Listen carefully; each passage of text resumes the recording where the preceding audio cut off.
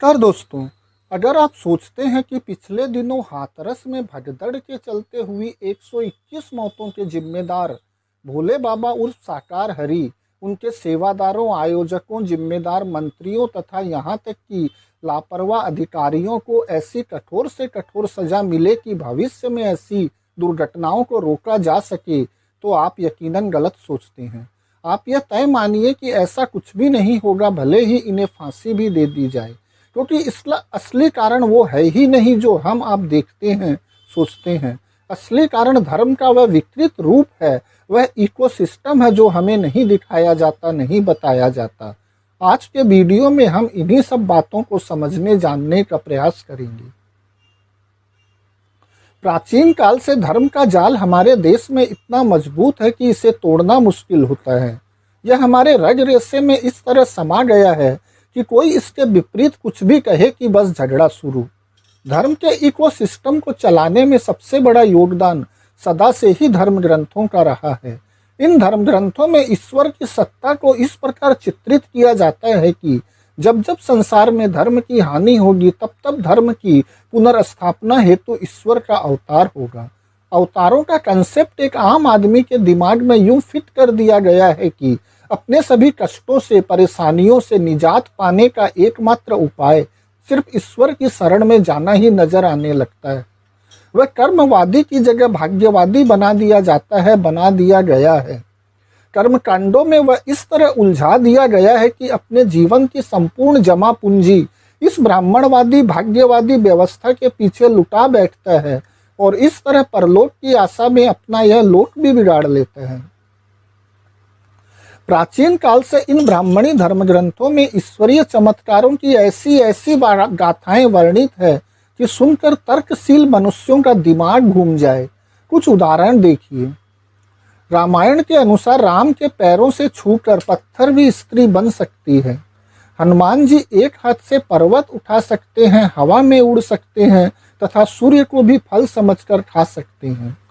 राम रावण युद्ध के अंत में जब वानर सेना के लोग मारे जाते हैं तो युद्ध के अंत में श्री राम अपनी शक्ति से उन्हें पुनर्जीवित कर देते हैं। श्री कृष्ण और बलराम ने गुरु संदीपनी से संजीवनी विद्या सीखी, जिसका उपयोग उन्होंने मुर्दों को जीवित करने के लिए किया। गणेश मंत्रों के जाप को विभिन्न प्रकार के रोगों का निवारण माना जाता है। श्री कृष्ण एक उंगली से गोवर्धन पर्वत उठा सकते हैं तथा भागवत पुराण के अनुसार कृष्ण अपनी शक्तियों से एक कुबड़ी स्त्री कुब्जा का कुबड़ दूर कर देते हैं। पार्वती मैल से बालक पैदा कर सकती है तथा शिवजी उसका सर काट कर उस पर हाथी का सर दोबारा से जोड़ सकते हैं।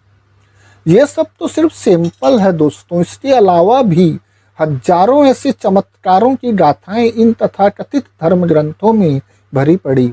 से भी इंसान में एक चेतन मन होता है तथा दूसरा अवचेतन मन।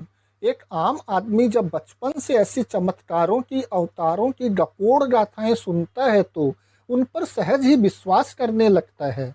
यह सब बातें उसके सबकॉन्शियस माइंड में कहीं ना कहीं रह जाती है और जब वह इन्हीं सब बातों को किसी तथाकथित बाबाओं के मुंह से सुनता है तो इन सब चमत्कारों पर बगैर किसी सब सुबह के यकीन कर लेता है, उन्हें सच मानने लगता है। क्योंकि परेशानियां तो हर इंसान के जीवन में होती ही है और इन परेशानियों का दूर करने का दावा इन बाबाओं के श्रीमुख से सुनकर तुरंत इनकी शरण में पहुंच जाता है। क्योंकि इन तथाकथित धर्म ग्रंथों के माध्यम से वह तो पहले से ही भाग्यवादी तो बनाया ही जा चुका है, तो वह पहले से ही एक तैयार ग्राहक है इन बाबाओं की दुकानों का।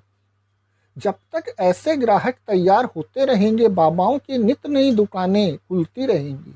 इन दुकानों पर जब तक ताला नहीं लगता, तब तक ऐसी घटनाओं की पुनरावृत्ति होते रहने के आसार लगातार बने रहेंगे।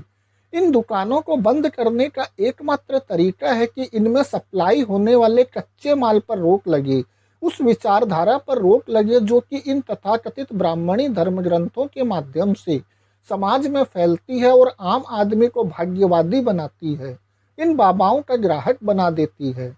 इंसान को भाग्यवादी नहीं कर्मवादी होना चाहिए, तभी उसकी परेशानियां दूर हो सकती है। कोई भी चमत्कार आपकी किसी भी परेशानी का हल नहीं है।